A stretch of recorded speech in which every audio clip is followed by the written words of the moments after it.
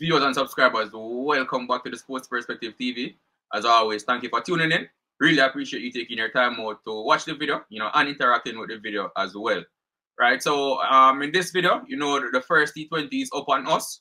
So we're going to be looking at the potential starting level for the West Indies team in this first T20. So I'm going to be sharing my starting lineup with you and giving you the viewers and subscribers an opportunity to share in the comment sections, whether you agree with my lineup or what lineup you would go with for the first match, right? But before I do that, just take a quick few seconds to like the video and subscribe to the channel if you have not done so as yet.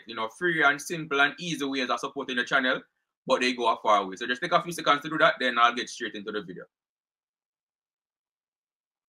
All right, so now that that's out of the way, let's get into it, right? So, like I said, the first T20 is up on us.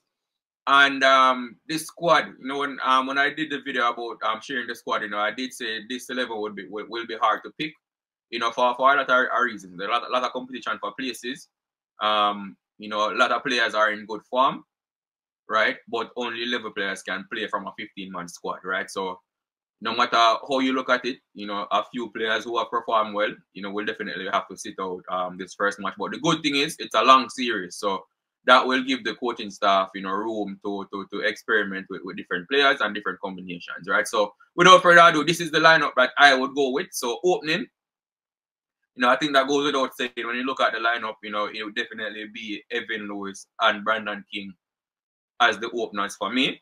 Both of them are coming off recent century performances, right? So the opening spot is a no-brainer. So Evan Lewis and Brandon King opening.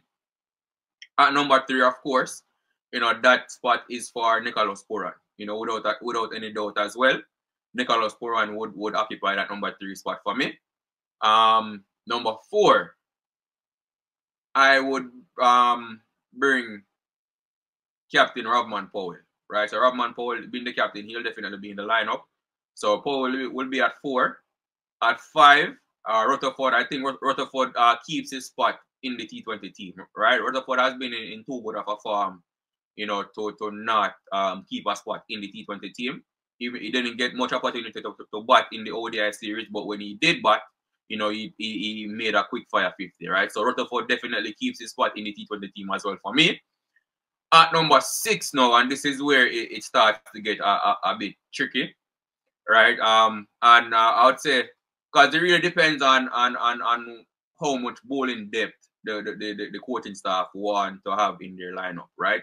That's always consideration. So we've seen where in the ODI series where Sammy, to my surprise, I must say, he had decided to go with only 5 frontline bowlers, with Rutherford being the only part-timer in the lineup. And we saw how that went. England were able to chase down our total. So that didn't really go too well.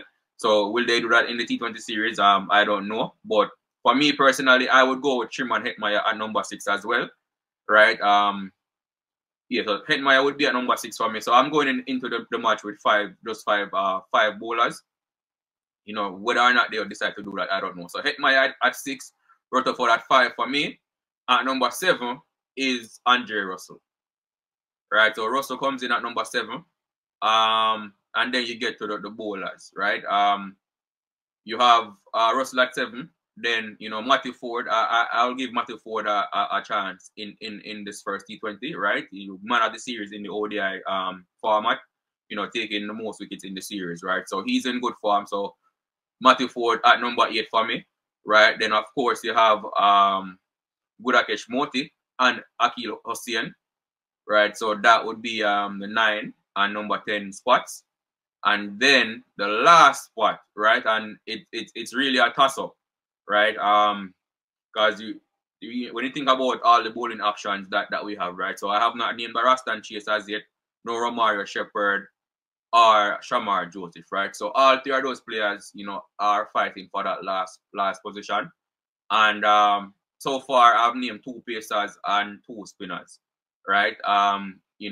Do they want to go with 3 spinners and include a Rastan Chase? So it would be a 3-spin lineup with just only 2 pacers.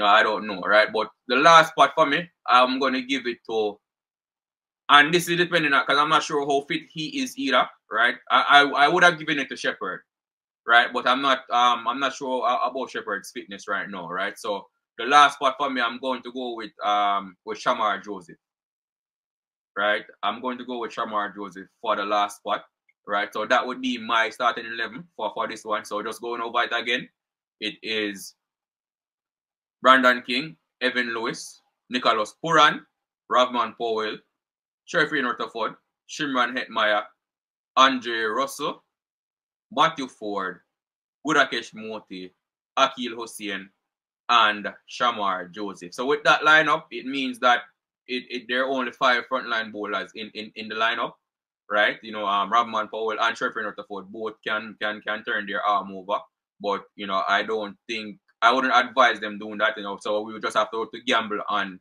the 5 bowlers being able to get to the 20 overs, and hopefully none of them have terrible performances where they're extremely expensive. Of course, with the T20 format, you know that, you know, bowlers tend to go for runs. You know, it's just the nature of the format, right? So you can't really say no bowler will be expensive, but just hoping that they are able to contain the English batsmen a bit and not allow them to score too many runs, right?